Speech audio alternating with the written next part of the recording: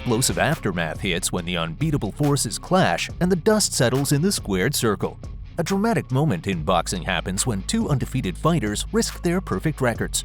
No fighter wants to surrender their unbeaten status, but when they step into the ring against another undefeated opponent, one must surrender their coveted zero. Brace yourselves for the fireworks as undefeated fighters go head-to-head. On April 22, 2023, fans witnessed an epic clash between professional American lightweight boxer Ryan Garcia, known as King Ry, and the dangerous Gervonta Davis, aptly nicknamed Tank for his devastating punching power in the electric environment of the T-Mobile Arena in Las Vegas, USA. Garcia weighed in at 139.75 pounds and 138.25 pounds in his last fights. His 23-win record is spotless, and 19 of those victories were achieved through a knockout. Davis weighing in at 135 pounds. He's undefeated and a WWE lightweight champion right now. He has also won 5 times as a 3-division world lightweight. In the early stages of the fight, Garcia took the initiative, landing powerful punches and putting pressure on Davis. Garcia's aggression continued into the second round, where he aimed to capitalize on Davis's slow start. However, Davis began to respond, blocking Garcia's attacks and landing some of his own punches. During the mid-fight, Davis delivered a strong overhand left that knocked Garcia off balance. Garcia, who was known for maintaining a straight head, was vulnerable to Davis's attack. Davis's footwork and ability to control the distance allowed him to land good blows, despite Garcia's attempts to counter. As the fight progressed, Davis continued to apply pressure, using his jab to set up his power punches. Although Garcia attempted to respond with his own punches, Davis's strategic movements and powerful punches dominated the exchanges. As the fight entered the later rounds, Davis showcased his explosive power, landing effective punches despite Garcia's efforts to create angles and counters. Garcia attempted to utilize his jab but found himself on the receiving end of Davis's counters. Davis's superb defense and counterpunching allowed him to keep control of the bout, even though Garcia thought he could win it. In the 6th round, Davis's pressure intensified, forcing Garcia to defend himself more and throw fewer punches. Finally, Garcia surrendered to Davis's relentless attack and took a knee right after being hit by a powerful straight left hand. This marked the turning point of the fight, leading to Davis's victory by technical knockout.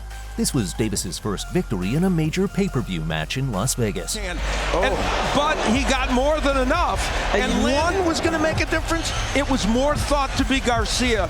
On March 20th, 1999, Olympic silver medalist Chris Bird faced the undefeated former WBC international heavyweight champion Ike Ibeabuchi. Entering the ring in 1993, Bird was like an undefeated maestro, boasting a flawless record of 26 victories and 0 defeats. He had previously defeated Elazer Castillo, Phil Jackson, Lionel Butler, Bert Cooper, Jimmy Thunder, and Steve Anu.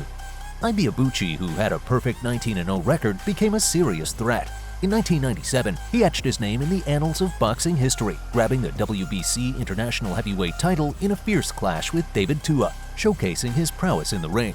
But Ibeabuchi was sidelined from the ring for 13 months due to legal issues. He won against Everton Davis and Tim Ray after he got back.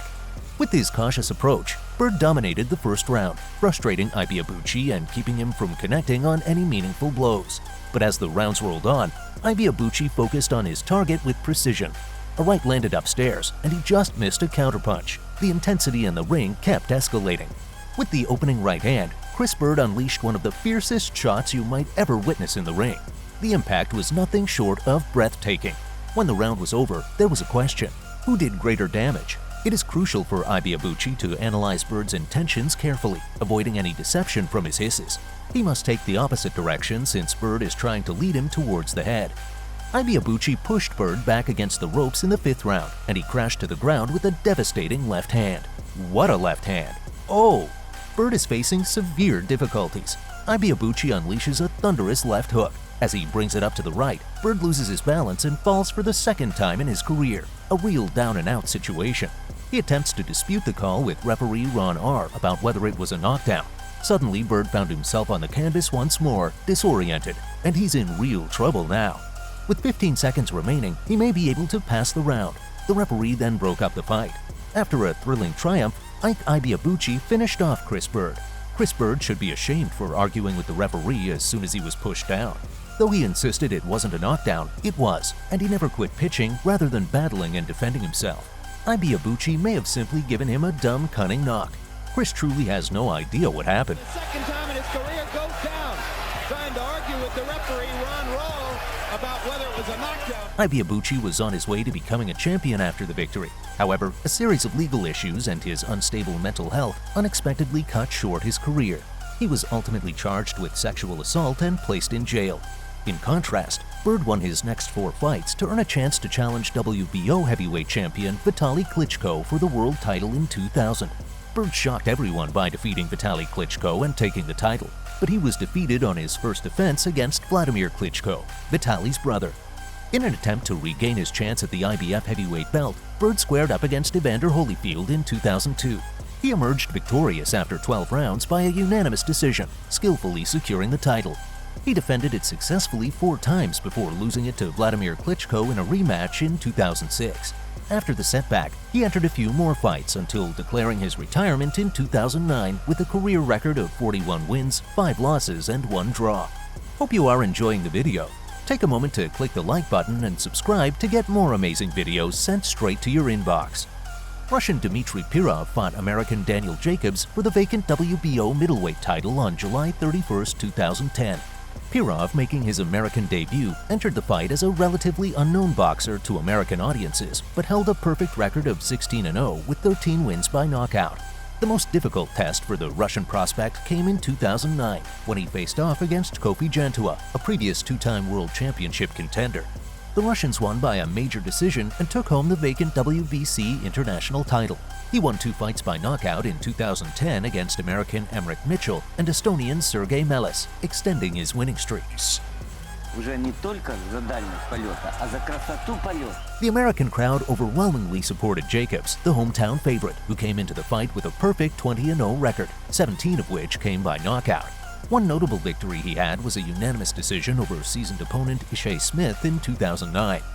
Jacobs competed against Pirov for the title with 2 knockout victories in 2010. In a competitive bout, both fighters showed comparable strength and technique from the opening round. Spectators noticed Pirov's distinct movement style, which presented difficulties for his American rival. Pirov put Jacobs under pressure in the second round with a powerful right hand. However, Jacobs managed to stay on his feet and fight back. Using an improvised approach, Jacobs countered Pirov's distinct style. Pirov was the one who initiated contact, hitting Jacobs with a big right hand in the second round. Jacobs rallied in the third and fourth rounds, displaying his powerful left hand. Pirov put unusual strain on Jacobs using difficult and non-linear strategies. Even though he is older than Pirov, after the 5th round, he was ahead according to every judge's scorecard. But in that crucial first minute of the 5th round, Pirov unleashed a perfect right hand that turned the tables entirely. Jacobs found himself knocked out, disoriented, and defeated. It was a knockout blow that sealed the deal, leaving Pirov with a victory that's as clear as day. Pirov snagged the middleweight crown after a mighty right hook knocked Jacobs down hard. But oh, the knockout was already in the books. Check out Pirov's slick moves. What a scary and clever athlete he is. Pirov, a formidable opponent with a distinct fighting technique that Jacobs had never faced before, knocked him out. Dmitry Pirov, the real champion, ruling the ring like a master.